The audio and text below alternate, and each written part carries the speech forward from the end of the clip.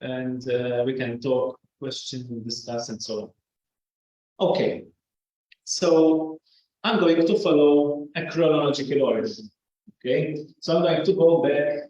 I don't know if it's very visible here from the back, but I'm going to go back to 1997. Okay, so at this point, I am 12 years old. And this is where I would say I started taking my faith very seriously. This was like an important turning point. For those of you who maybe are not familiar with the Maltese system, there is what we call museo. Museo is like a society literally for Christian doctrine. In fact, this is like a nickname, museo, but actually it is SDC, Society for Christian Doctrine, but in Latin. Okay, that is where it gets its name. And this museo is where I was taught religion in the first place, and where I ended up also teaching myself. So even though I was just 12 years old, I was so hooked onto it that I asked permission to start teaching other kids, which were younger than me. And the superior was happy to oblige. And it was fun, especially at first. I used to do like 5 minutes at the end of the lesson with another more senior teacher, let's call them teachers. It was really fun. And I used to enjoy it. I enjoyed the connection. It gave me a sense of a mission, something to do, something exciting to look forward to in the evening. And maybe for those who are not familiar, this image is what we used to call the badge. So this is what we used to wear everywhere. So we were expected, if we took this seriously, we were expected to wear this school, wherever you go, basically. In case you are wondering, this is again in Latin because this museum started in 1907, 1908, which means God became human, became flesh.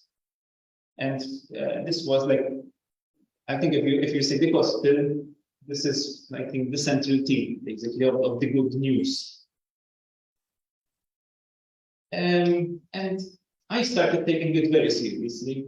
So at first I was 12 years old, I started growing, and with my age grew also the activity and the commitment. So then by the time I was 15, 16, I was spending easily 40 hours a week at Museo. We used to do also weekends and so on. Like my life was completely committed there. And there was this big emphasis on sacrifice. Okay? And every morning, why I have this image here, we had one of each, like this. Okay? And every morning, we were expected to kiss the black part, sort of to remember like the negative parts of life, sort of, and then raise them. And we used to say this sentence: whoever wants to be my disciple must deny themselves, take up their crosses, and follow me. And this was sort of something very central to Muslim, this denying of our human existence, sort of the bodily existence. The focus was more on the soul, the spirit. Okay, hello. So this idea of sacrifice was very central, and in fact, for example, every day we used to have a number of hours which we could not drink or eat. For example, we couldn't go to any public, what do you say, like cinema, like festas, anything that was a public display of fun, let's say, that was not allowed. And also there was this aspect of, but this literally, no familiarity with outsiders. So this was a bit isolated. We were expected to give full preference to people within Muslim. Okay, so it was discouraged. If you say I have my friends somewhere else, it was like frowned upon. What was it like? So we had to take a step back. What was it like? So overall, I would say it was a happy life, at least from that perspective, the way I used to do it. And in fact, years later, when I spoke to my friends who were at school with me, and I asked him why nobody sort of told me that they were seeing red flags or something. He told me that he looked really happy. In a way, it's completely true. We were, of course, overworked. There was a lot of emphasis on activity. And I think this was what affected me most, that everything was very robotic. So emotions, they had no place here. And of course, this resonated with me. So there was a context in my family, my upbringing fitted very perfectly with this. Okay, so there was like a predisposition. Like there was a reason why this sounded so interesting for me. And on the negative side, there was this feeling of as an outsider. Okay, so wherever you go, especially for example, as I grew older, when I was going to sixth form, I was feeling always the odd one out. To start with, because I was wearing this badge, right, of museum. But also the way you dress. I was already like teaching every evening, so I had a lot of responsibility. The others were just fooling around, going to private lessons in the evening, whatever they miss during lessons, they can cover it. It was very different for me. I had to wake up in the morning, go to mass, and then I go to school, do the homework quickly. From 5 to 9, I'm teaching at Museo. You go to sleep, you have to wake up in the morning. So it was like this. So what happens? If we go some steps, some years forward, I started having a lot of doubts. And I will explain a bit more about this. And also, at the same time, I was continuing in my way towards becoming a full member of museum. Because at this time, I was just a child member, not a full member. Okay, so at that time, to become a full member, you had to have around 18 years. And you had to do a kind of course. So I started this course. So in the background, while I'm dealing with rowdy 13-year-olds that don't want to listen to my lessons at Museo, at the background, I have these big doubts about the existence of God. Right? So I remember walking at 5:30 a.m., going to Mass in the cold winter, and I'm thinking, maybe, but is it true that that the Eucharist has some kind of supernatural aspect to it? Like these doubts were all the time in the background. And also a lot of obsessions. So there was a lot of emphasis, for example, that swearing is so bad, and like the worst thing that you can do is to swear. And lustful thoughts. So sex was not mentioned at all. So it was like considered in our heads like something really bad. So all the time, because there was this emphasis on purity, you're feeling like you are maybe doing something wrong or on the verge of doing something wrong, because some thoughts are coming in your head, and then you're unsure. But was this thought me, or it was just coming to me?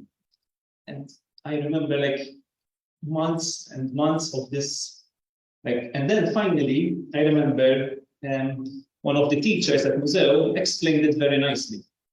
He said, if the thoughts come, it's like someone knocking on the door. And they can knock as much as they want. So the bad part comes when you are letting them in. And that gave me a lot of, I felt better, let's put it that way. But like, for example, Form 4, Form 5, I remember like these obsessions. And so then there was this process of becoming a full member, which starts at around the age of 16, where you promise to always look at the crucifix. The crucifix was very central to us. According to the founder of Museo, there were three big teachers of life: the crucifix, the cemetery, and the hospital.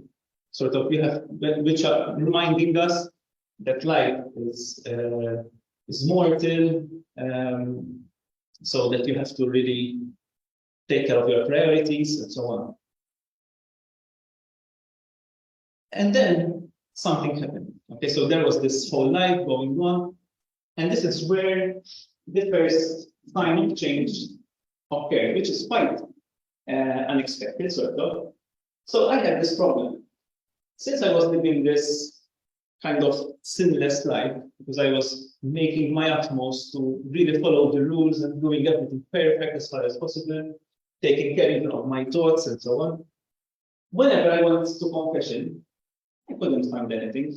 Honestly, if I wait 1 month, 2 months, 3 months, and I felt I had a problem, because the Bible says, if you think that you have not sinned, you are a liar.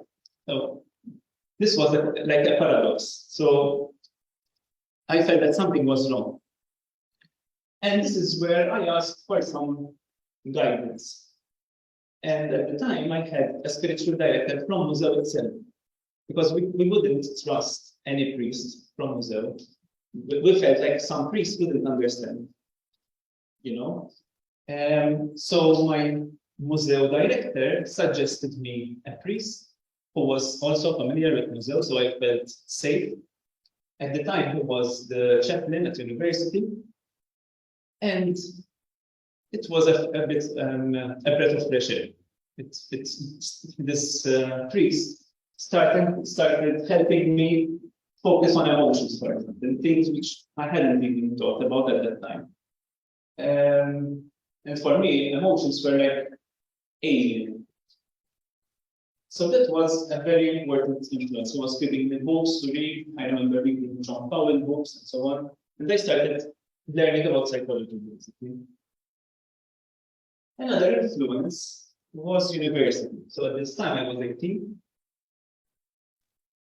And several of our university lecturers in computer science were atheists.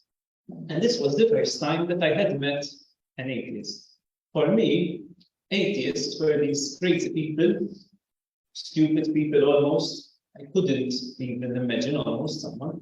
But when I met them in person, and they were the best lecturers that we had at the time, you start questioning, right?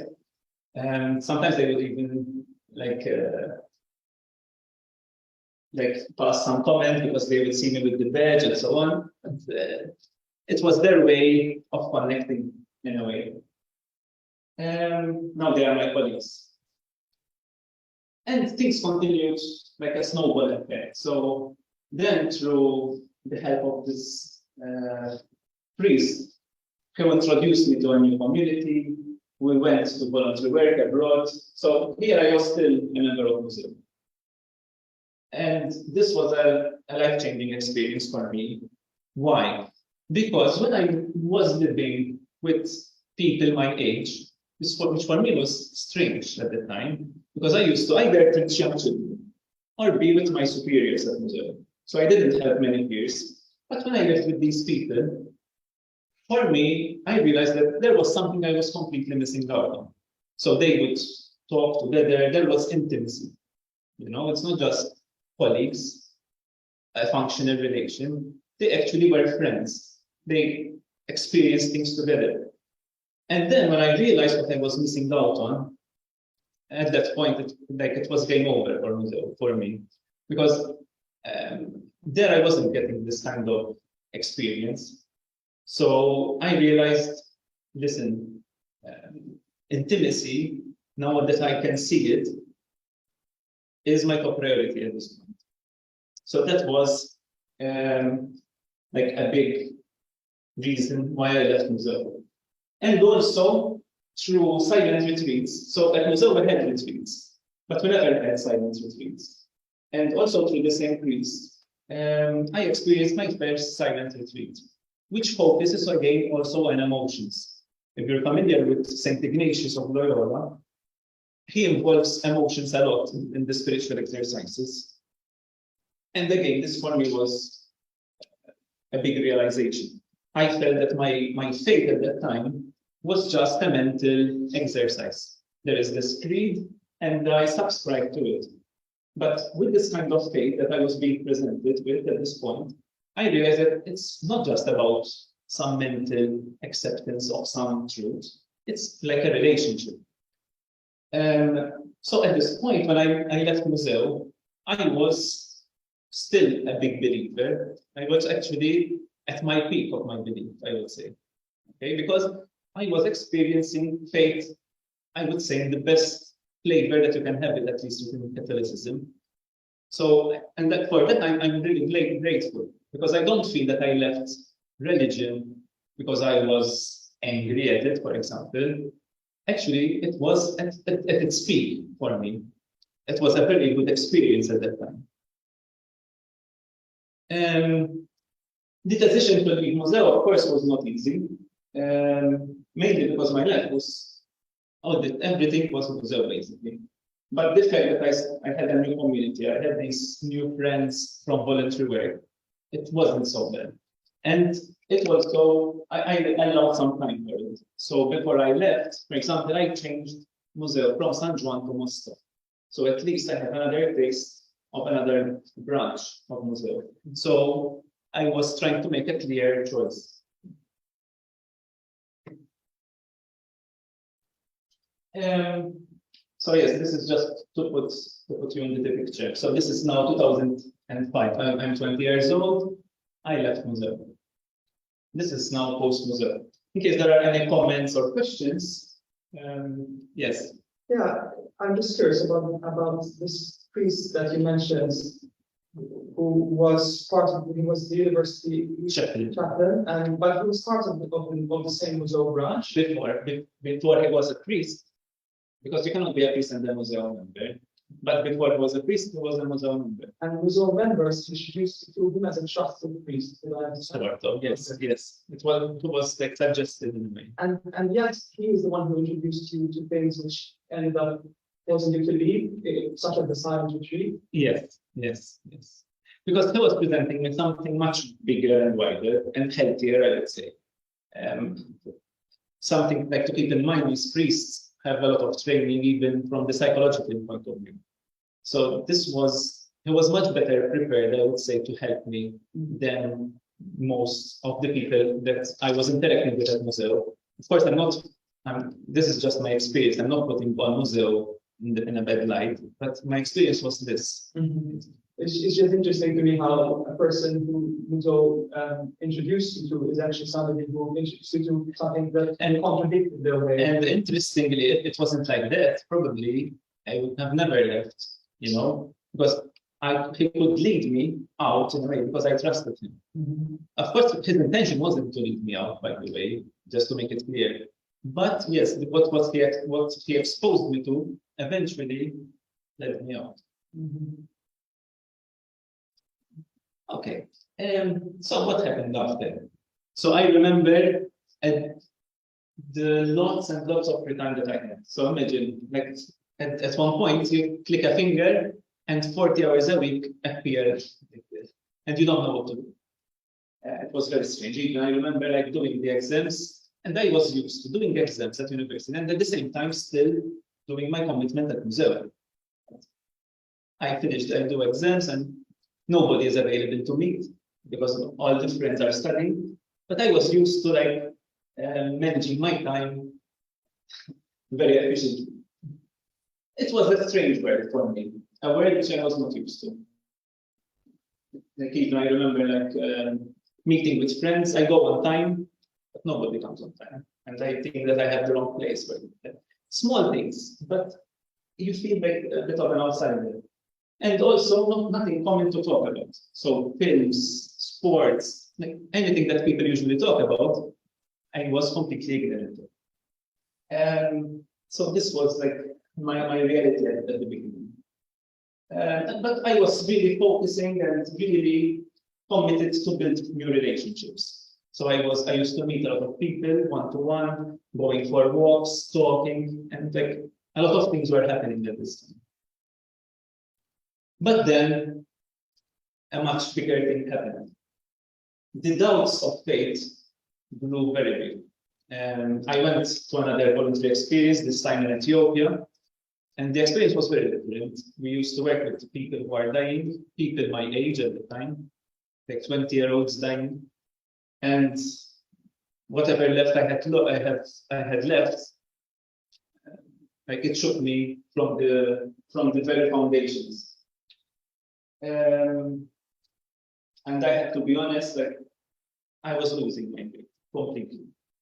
It took time. It wasn't like one day I'm a believer and the next I lost my faith. But slowly, I started, like, I couldn't be honest with myself and say that I believe.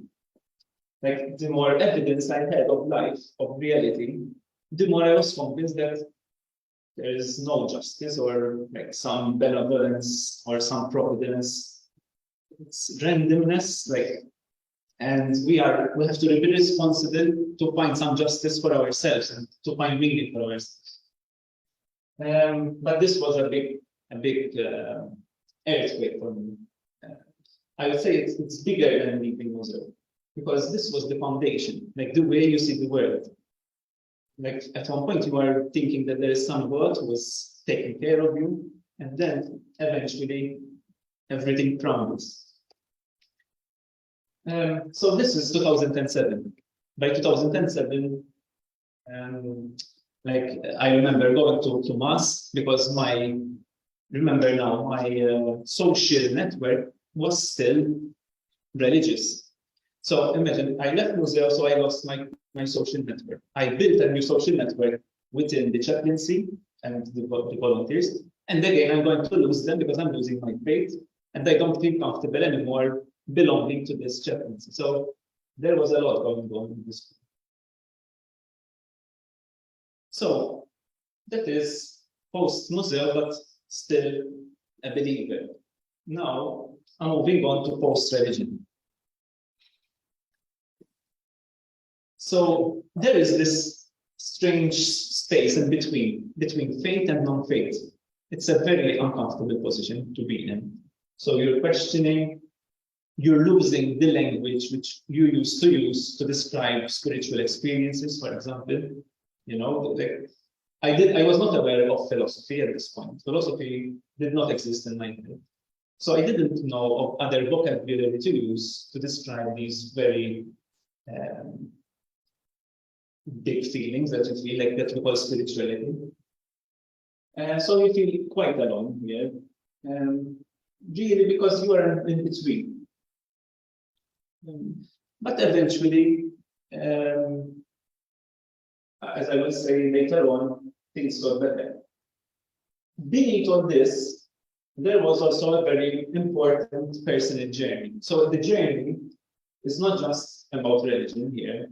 It's also a journey of personal growth at the end of the day. I mentioned psychology.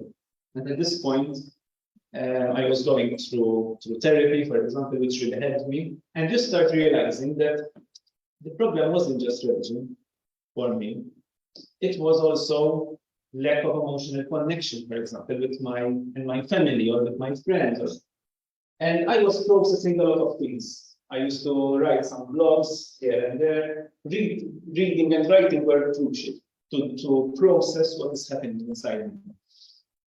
This is 2009, right? But still, I hadn't made peace with the fact that I had lost so many years of my youth. So from 13 till 20, but gone, right? And I was not happy about that. Like even when I used to speak with new friends, that those 7 years, I used to skip them when I'm talking about myself. That was like something that at that point I wanted to erase. Kind of. It was like the dark ages for me. And it took me a lot of time to process this. Like even remembering myself wearing the badge and remembering the sort of an element of humiliation, the feeling that you are an outcast, that everywhere you're walking, people are looking at you as Museo, which is a bit derogatory in Maltese. That hung upon me for quite a number of years. But then, I think this must have been like 5 years after I left Museo. Finally, I started to make peace and really making peace with it. It was when I realized that my choice to be in Museo wasn't some kind of laziness, wasn't out of convenience. Actually, it was not convenient at all. Actually, it was uncomfortable and I had to pay a big price for it. So this was when I realized that after all, my main quest is towards authenticity. The badge, which was symbolizing shame for me, at that point, starting symbolizing my commitment towards authenticity. You can get a chair if you want. And that changed my outlook. Finally, what was like a burden for me actually became like something that I felt good about. Of course, maybe I prefer looking back, maybe it would have been better to find another path, but this was my path at the end of the day. But it was not just this. It was like a grieving process. Okay, so I remember going to the therapist and I had to really go into the depths of facing like the darkness and the emptiness of that hole, like in your history, basically. There is no other way. It's like really grieving at that person. You have to accept it at the end of the day. You have to, like, I remember like visually, like looking at this black monster.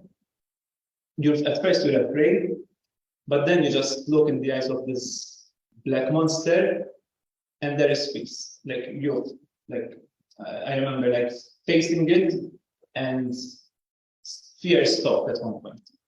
And sort of it's finished. And this was like the start of myself feeling much better.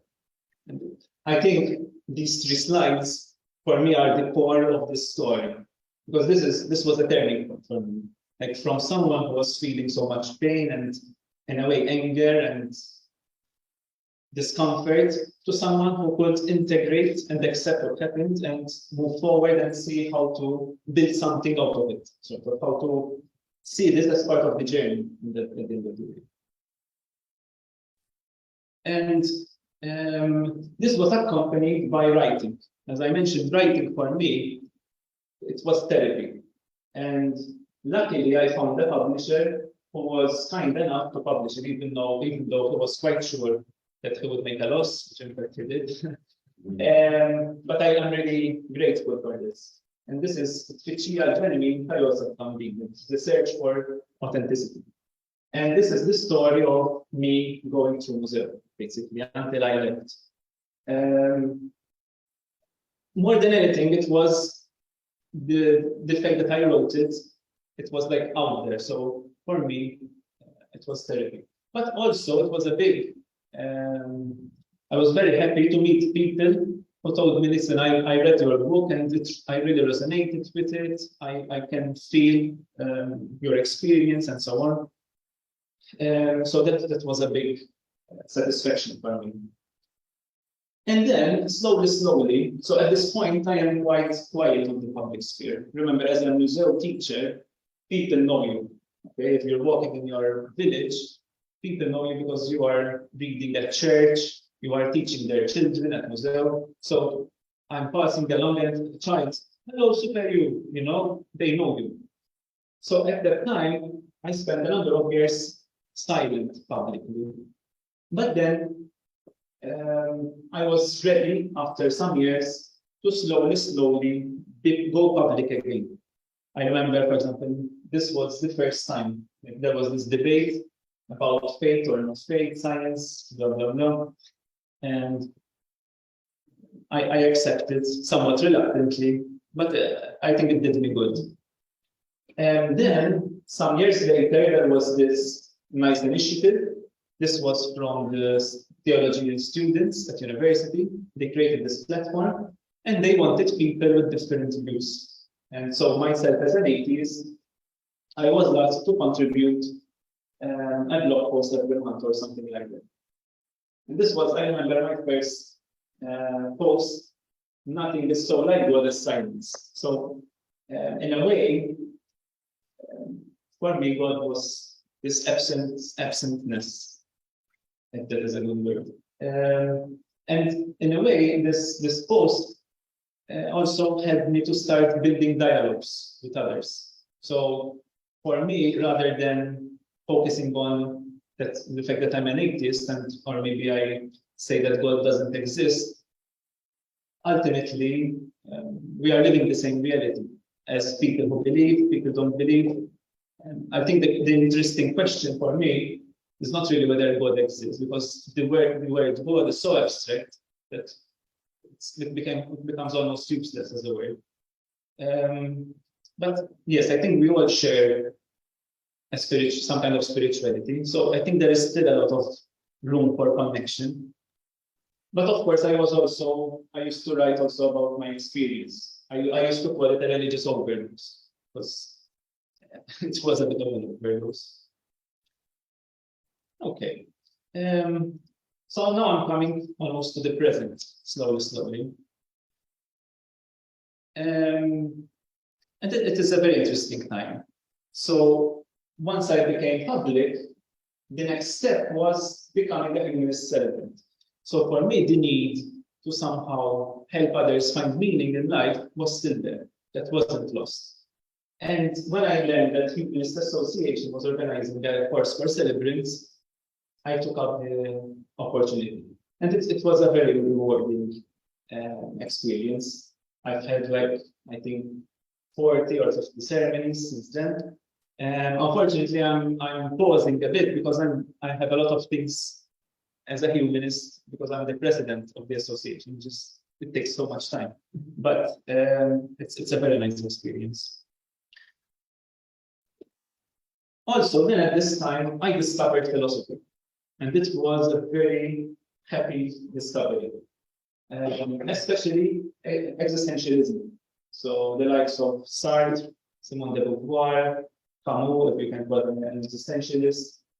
I really enjoyed, once again, discovering a new language, which is not religious, but which can speak about spiritual stuff in a way. I don't know, the word spiritual is also very contested, but let's use the word spiritual here. And also, by finding a good language, I started meeting like-minded individuals. Once you discover the language, then you can meet others who are speaking the same language. So then I could attend philosophy lectures, meet other people, organize events, and so on. And in fact, here I'm going to quote a part of the myth of Sisyphus of Camus. So let me read it. Reason and the irrational lead to the same preaching. In truth, the way matters but little.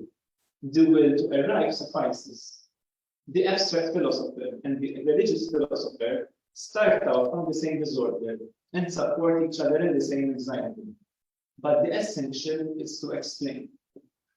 So the more I started going into atheism, I started realizing that if we're not careful, as atheists, we can end up doing the same mistakes as religion anyway. If we are obsessed with simplifying things, with creating some kind of dogma of what is the truth, I feel that there is a big risk of creating like a kind of religion, but atheistic. And for me, this is really central.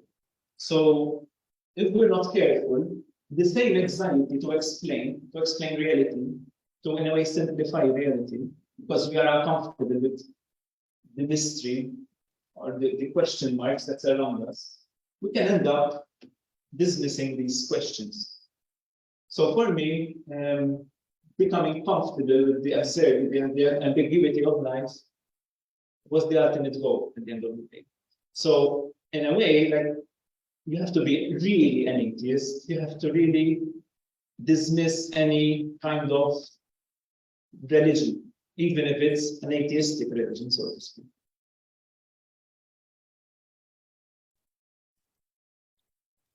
And next, so then I became very much involved with the Humanist Association. It's exciting, and with the limited resources we have, we try to do a lot. And yes, at this point,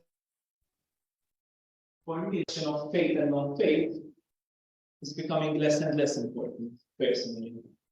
And at one point, it was a relief to stop searching for some absolute meaning of life. So for many years, even after I lost religion, I was still thinking that there is some kind of meaning of life. But then, when you meet the likes of Camus, I was comfortable to sort of dismiss this conception of some absolute meaning of life. And what is nice for me is that we're all in this together. So let's help each other explore life that we have in a serious yet playful way. And for me, art is a great way of doing it. So this is why recently then, I was involved in a number of projects. For example, we directed, produced a play called The Ignis of God, which was interesting in the sense that it raised a lot of interesting questions and discussions. We are, in the past months, we visited a couple of schools to talk about philosophy, existential philosophy. That was also very interesting. We had a radio program, for example, on the personal journey with cancer, giving religious and non-religious points of views. And it's nice. This is humanity. This is life. With all the pain, with all the fun, let's have fun and explore it and do the best of it for all of us, kind of thing. So at this point, what faith remains for me? Can I say that I'm completely without any faith? Probably not, because I still believe in our ability to define ourselves, to use our freedom. This is along the lines of Simone de Beauvoir, in case you were interested or familiar with it. So for me, this is very important, that we empower ourselves, that we continue to accept the fact that there is so much ambiguity around us, that life has no meaning, absolutely, let's say that, let's put it that way. But we can still do something about it. We can still help others, for example. We can still create a better society. We can still enjoy life. So for me, if I had to use the word faith, this would be sort of my faith. What about the future? So for me, I don't feel like I arrived somewhere. It's just, I'm here, but who knows what the future includes. And so, for example, when I heard about post-humanism, I couldn't not investigate what is post-humanism, because if I'm a humanist now, there is post-humanism, which is better, so to say, I would move forward, sort of. But then when I investigated a bit more, I found that really and truly, what post-humanists or anti-humanists criticize of humanism, actually I criticize it too. Because humanism is not some kind of well-defined structure. That sometimes people use the word humanism for that too, but for me, it's not that kind of humanism that I'm interested in. For me, humanism is this ability to be self-critical and to continue evolving. So that is the core for me of what humanism is all about. It's something which is static and with easily definable notions and so on. That wouldn't be interesting for me. What's the post-humanism? It's quite a big movement actually, and in fact it involves there is a lot of books. There is a whole academic field about it. If I'm to attempt to describe it, it is like the shifting. Instead of keeping the human at the center, is to look more at the whole sort of universe, which makes a lot of sense, especially now that we have this global warming, we are overpopulated. So I think philosophy-wise, it makes a lot of sense for me. But the core of what is driving post-humanism is the same core which can call it humanism. So for me, it wasn't like some crisis which I felt, listen, I have to abandon humanism. Like, I think what is nice about humanism is that it goes so deeply at the attitude. It's not something that is static. And if we agree on the attitude, which is the self-critical attitude, which you are able to look at things in a sort of skeptical way, but at the same time, you are active and you try to make a better society, I feel comfortable following that direction. Ultimately, it's not about words. There is nothing like so well defined after all. And I wanted to close on this note. So I discovered this philosopher who's still alive. I hope I remember the name. Richard. Forgot his surname. And he has this word, anatheism. And what I like about this word, anatheism, which he coined around 10 years ago, is that he sees, literally, it means God after God. So he is saying that whatever religion or non-religion you come from, there is also always like a cycle of discoveries. He called them epiphanies. And this not knowing. And if we allow ourselves to be faced with this unknown, with this not knowing, if we allow ourselves to meet what is strange, including other people, which we maybe feel uncomfortable with, then we can continue to grow and to discover more. This is why he calls it God after God, because all the time you are discovering like a new religion kind of thing, which is in a way more pure, refined. I don't know what the right word would be. But yes, I think the important thing is to break away from our sureties, our like comfort zone, so to say, maybe in a better, more common word. And so we can move forward and forge new meanings. And this gives me like a lot of encouragement to continue in this direction. So to conclude, although this was related a lot to religion, my journey, I cannot say it's like it is a lot about religion, but at the same time, it's much more than just religion. Ultimately, I think it is a journey of discovery on all levels, especially at least for me, it was the psychological journey as well, to discover these emotions, these pains, going back into childhood, which ultimately it was that context which led me into religion. It wasn't, at least, of course, I'm speaking in my case, religion was a symptom of something which came before that. So if I had to grow from it, I had to look actually at the source, not the symptom.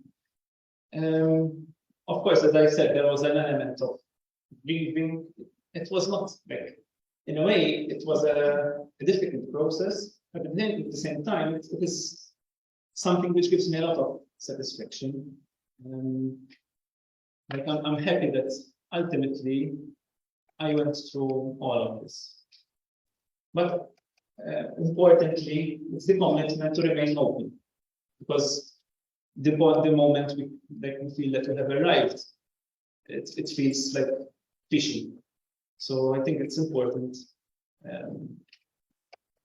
to keep this openness and to see what will happen in the future.